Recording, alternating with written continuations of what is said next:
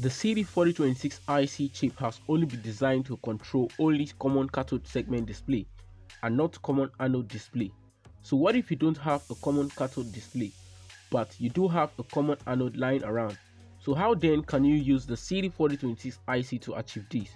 To build some of your favorite counter display, like a digital object counter, which either counts the number of things or people passing through a particular point or entering a room, and other useful projects you can imagine to do with the CD4026.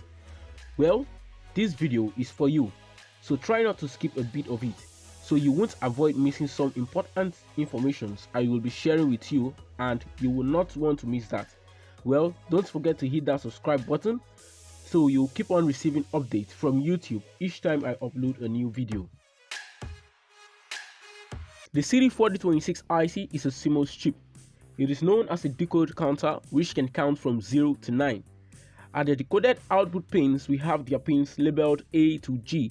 To display or to change a digit, the clock input pin 1 must receive a pulse signal to increment a count each time a pulse signal is detected at the clock input. So each time the IC is powered up, we will always have 0 digits displayed on the 7th segment. But remember, this action only happens for a common cathode display. Let's see why this happens. So let's look at the internal structures of both 7-segment display. In the common cathode display, there are 8 LEDs labeled A to G. These first 7 LEDs are what forms the 7-segment display, while the last LED is what you see as the DP. It is called an optional decimal point.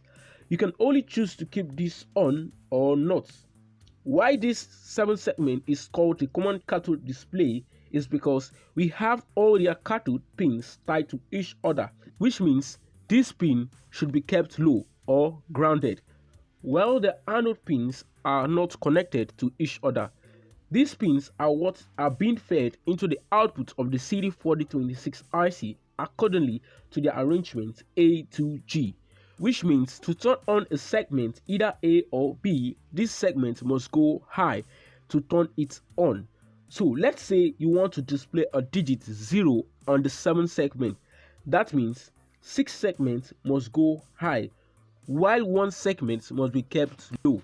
From our decoded truth table, segment A to F must go high, while segment G must be kept low.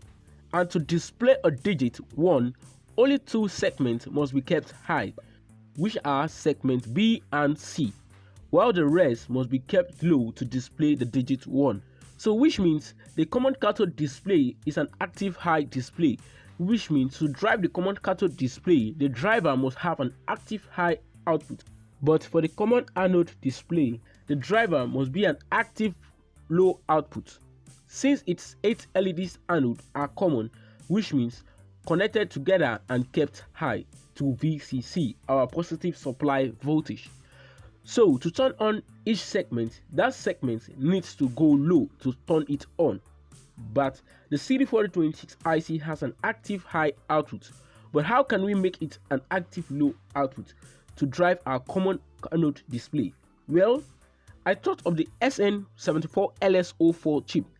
This IC has a NOT gate, or known as the inverter, to invert the CD4026 output signal for our common anode display. So what the inverter does is that it takes in an high input signal and inverts the signal at its output low.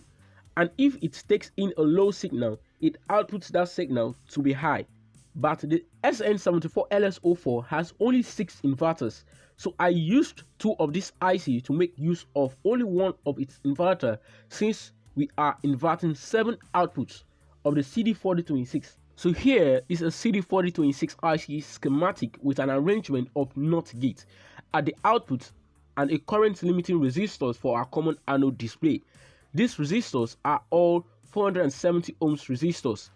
Pin 16 is our supply input pin, so this should be connected to positive supply rail of your breadboard, and pin 8 should be connected to the ground rail. Also, place two push button switch on your breadboard This will be used for the clock input and the reset. Pin 3 is the display enable. If this pin is kept low, this will disable the display. Like what that means is that the 7 segment will remain off. So to display or enable the display, pin 3 should be kept high to VCC. Pin 1 is our clock input pin. This is used to send a high signal with just a single tap on the switch to increment a count. The 1 kilo ohms resistor is a pull down resistor to keep this pin low, but when our switch is pressed, this sends pin 1 high. Pin 15 is the reset. This is used to reset the IC back to 0 when taken high, so also add a 1K pull down resistor to keep this pin low, like in pin 1.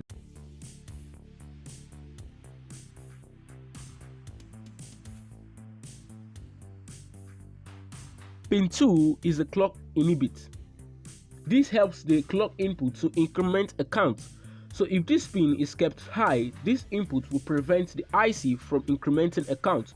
So for this not to happen, this should be kept low for this function to work. So just tie that to ground rail on your breadboard. Now moving to the right hand side of the IC is the output of the IC, and we can see the connections of our 7 segment display with the arrangement of our inverters and resistors connected accordingly to our segment inputs from A to G. Make sure your inverter or NOT gate IC, VCC and ground pins are connected to their respective points on your breadboard. For the 7LS04 IC, pin 14 is VCC and pin 7 is ground. Now make all connections of your resistor at the input of your common anode display from A to G and connect them accordingly to the output of your inverter IC. Now connect pin 10 of the CD4026 IC to the input of the first inverter A. This is used to turn on the top segment of the common anode display. Connect pin 12 of the CD4026 IC to the input of the second inverter B. This is used to turn on the B segment of the display. Connect pin 13 to the third inverter. This turns on segment C. Pin 9 to the fourth inverter D. This turns on segment D. Connect pin 11, the fifth inverter E. This turns on segment E.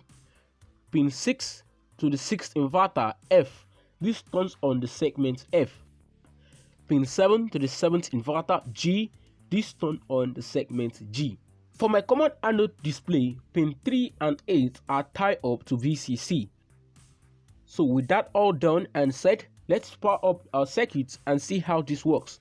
0 will always be the first digit to be displayed once the circuit is powered up. And to increment the digits, I keep on tapping on the switch consistently and we can see changes on the display.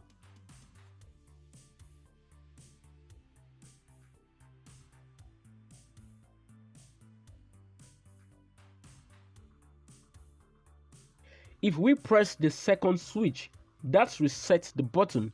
This will reset the IC back to 0.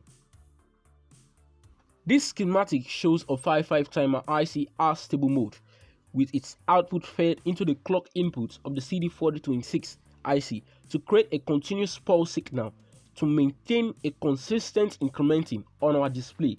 To learn about the 5-5 timer and its internal structure, check out for this video on screen now using the links below in the description box. Okay, let's also make a simple object counter using an op-amp. I'm using an LM358 IC with an LDR. The output of our op-amp is fed into the clock input while the LDR is used to detect the object. But I can't really explain the function of this circuit in this video, but I have already made a video on how the op-amp works and how to use them in your different projects. Do check that with the links below in the description box. So let me give you a brief explanation of the circuit. This arrangement of the op-amp and the LDR is known as a dark activated switch. So each time an object passes in front of the LDR, this blocks the room light pointing at the LDR. When this happens, this causes the op-amp to output a high signal at the clock input of the CD4026, and this will cause a count on the display. So let's try this out.